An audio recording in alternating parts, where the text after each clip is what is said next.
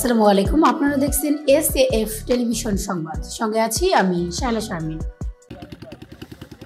আসসালামু আলাইকুম রহমতুল্লাহ। প্রিয় দর্শক, আমি যে মুহূর্তে দাঁড়িয়ে আছি এটা হচ্ছে নাপিতখালীপাড়া, বদরকালী 3 নম্বর ব্লক 9 নম্বর ওয়ার্ড নাপিতখালীপাড়া। এই নাপিতখালীপাড়ায়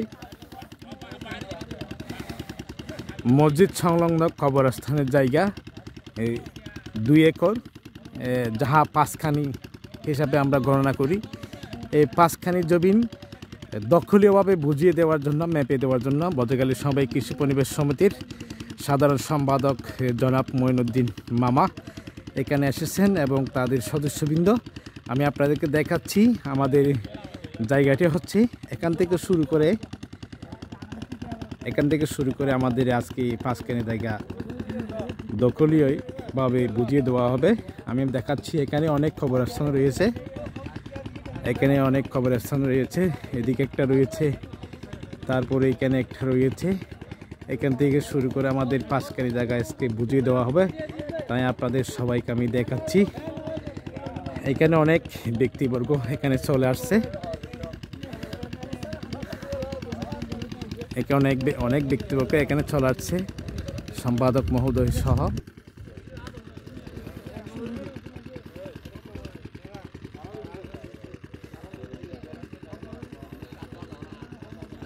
আমি দেখাচ্ছি আপনাদেরকে।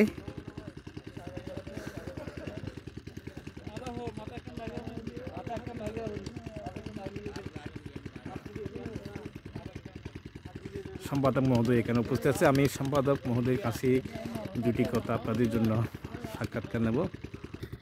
দর্শক, এই মুহূর্তে আমি সরাসরি সাক্ষাৎকার নিচ্ছি বদরকালী সমবায় কৃষি পরিবেশ সমিতির সম্মানিত জনাব মঈনুদ্দিন আঙ্কেল সাথে।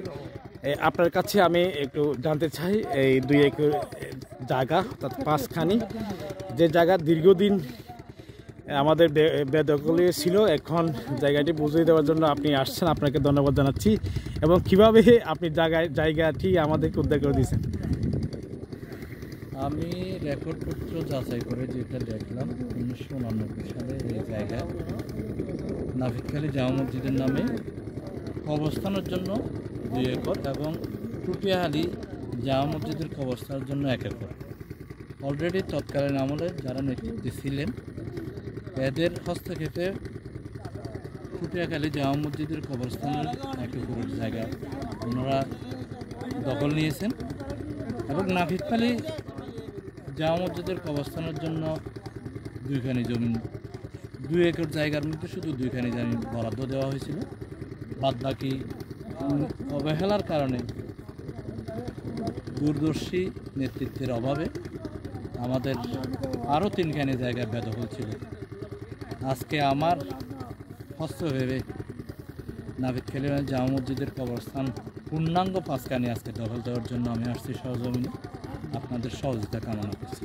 ধন্যবাদ। অফিসিয়ালি যে কাগজপত্র বা দখলনামা দেওয়ার প্রয়োজন, আমি আগামী মিটিংয়েই ওটা কমপ্লিট করে মসজিদের কবরস্থানের কমিটির কাছে হস্তান্তর করব। আচ্ছা, ইনশাল্লাহ আপনাদের কাছ থেকে আমরা আরেকটু দেখবো আর্থিকভাবে সহযোগিতা করার জন্য। দেখি, আমি যখন আসি, একটা বাংলায় একটা কথা আছে যে উড়াল সবসময় বুকের দিকেই টানে। আমি যখন এই এলাকারই সন্তান, আমার সহযোগিতা থাকবে আমি কিভাবে এই এলাকার মসজিদ, মক্তব, কবরস্থান যা আছে এগুলিকে সাহায্য সহযোগিতা করার জন্য সমিতি থেকে আপ্রাণ চেষ্টা করবেন। ধন্যবাদ আপনাকে, ধন্যবাদ। আমি এই মুহূর্তে সরাসরি সংযুক্ত হয়েছি বদরকালী সমবায় কৃষি পরিবেশ সমিতির সম্মানিত সদস্য বক্তা রুবেলের কাছে জানবো, আপনি বদরকালী সমবায় কৃষি পরিবেশ সমিতির ডাইরেক্টর অর্থাৎ নির্বাচিত সদস্য হওয়ার পর থেকে আপনাদের কাছ থেকে যেটা আশা করছি সেটা আমরা হয়তো পেয়ে গেছি। আজকে যে কবরস্থানের জায়গা, এখানে 2 একর 5খানি জায়গা আমাদের আজকে বুঝিয়ে দেওয়া হচ্ছে। সেই ব্যাপারে আপনি কি কাজ করে আমাদের এই সন্তুষ্টজনক যে কাজটি আপনি সম্পূর্ণ করতে পারলেন? বিসমিল্লাহির রহমানির রহিম। প্রিয় ফেসবুক বন্ধুগণ এবং নাইট্রেফেরা জনসাধারণ, আপনারা জানেন বদরকালী সমিতি 1929 সালে প্রতিষ্ঠিত।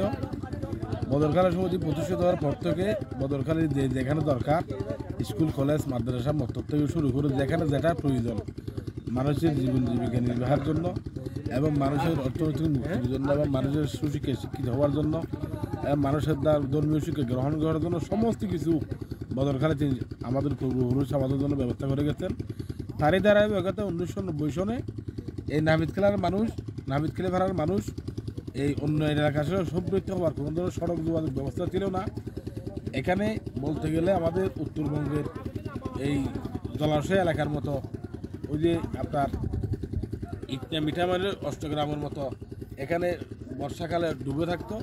বর্ষাকালে একটা মানুষ মৃত্যুবরণ করলে তাকে দাফন করার কোনো সুব্যবস্থা ছিল না।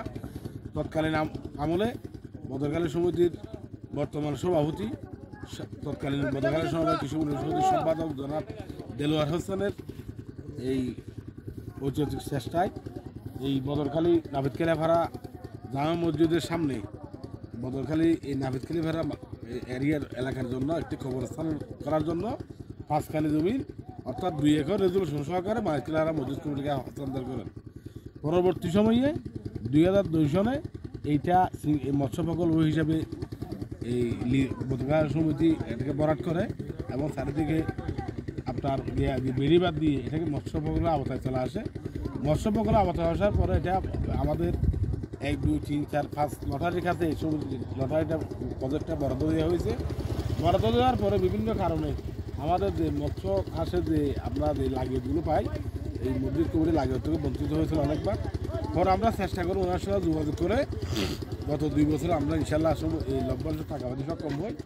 তারই ধারাবাহিকতা নাভিদখালী জামা মসজিদের কমিটির অনুরোধে নাভিদখালী ভাড়া জামা মসজিদ এলাকার অনুরোধে সম্পাদক সহ নিজে সরজমিনে এসে আমাদের এই যে SF টেলিভিশনের সঙ্গে থাকার জন্য আপনাকে অসংখ্য ধন্যবাদ।